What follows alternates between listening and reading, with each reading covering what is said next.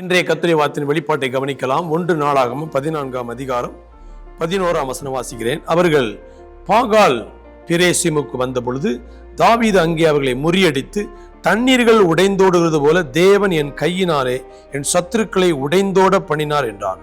அது நிமித்தம் அந்த ஸ்தலத்திற்கு பாகால் பிரேசிம் என்று பெயரிட்டார். தண்ணீர் உடைந்து போகிறது போல சத்துருக்களை ஆண்டவர் உடைந்து போக பண்ணினார். வெள்ளம் போல ஆண்டவர் வெற்றியை கொடுக்க விரும்புகிறார். உங்கள் வாழ்க்கையில் இன்றைக்கு இருக்கிற எல்லா பிரச்சனைகளையும் ஆண்டவர் சடுதியாக, ஒரு திருப்புமுனையாக, அதிரடியான ஒரு மாற்றங்களை கொண்டு வருவார். வெள்ளம் சொல்லி கொண்டு வராது. அவர் சடுதியாய் திடீரென்று வரும் பொழுது அங்க இருக்கிற எல்லாவற்றையும் அதை அடித்து அந்த இடத்தை அது காலி பண்ணிடும். உங்கள் வாழ்க்கையில் இருக்கிற லிமிட்டேஷன், உங்கள் வாழ்க்கையில் இருக்கிற வியாதி, தரித்திரம், தேவையில்லாத பிரச்சனைகள் எல்லாம் தேவனுடைய வல்லமையின் வெள்ளம் வரும் பொழுது அவைகள் எல்லாம் அடித்து உங்கள் வாழ்க்கையிலே வெற்றியை கொண்டு வரும். உங்கள் வாழ்க்கையிலே ஆண்டவர் உங்கள் சத்துருக்களை ஓட விடுவார்.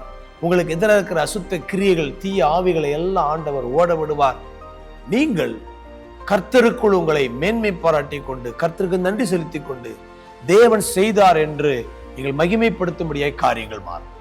இந்த நாளில் ஒருவேளை பல காரியங்கள் உங்களுக்கு தடையாக, முட்டுக்கட்டையாக உங்களை மட்டுப்படுத்தி கொண்டிருக்கலாம். ஆனால் தேவனுடைய வல்லமையின் வெள்ளம் உங்களுக்கு நேராக தேவன் அனுப்பிவிடுகிறார். உங்களுக்கு எதிராக இருக்கிற எல்லா தீமைகளையும் அவைகள் அடித்து கொண்டு போகும். தேவனுக்குள் நீங்கள் மேன்மை பாராட்டும்படி அவர் அனுக்கிரகம் செய்வார். செபிக்கலாம். தகப்பனே, பாகால் பிரேசிமும் பெரேஸ் என்றால் உடைத்து போடுகிற ஒரு தேவனுடைய வெள்ளத்தின் கர்த்தாவே அற்புதங்கள் நடப்பதாக. ஒவ்வொரு பிள்ளைகள் வாழ்க்கையிலும் எல்லா தடைகள் உடைக்கப்படுவதாக, மட்டுப்படுத்துகிற நிலைமைகள் மாறுவதாக. வெள்ளமாய் தேவனுடைய சுகம், ஆசீர்வாதம், சமாதானம், நிறைவு உண்டாவதாக. சாட்சியாய் உம்மை மேன்மைப்படுத்த உதவி செய்யும். இயேசுவின் மூலம் பிதா, ஆமென்.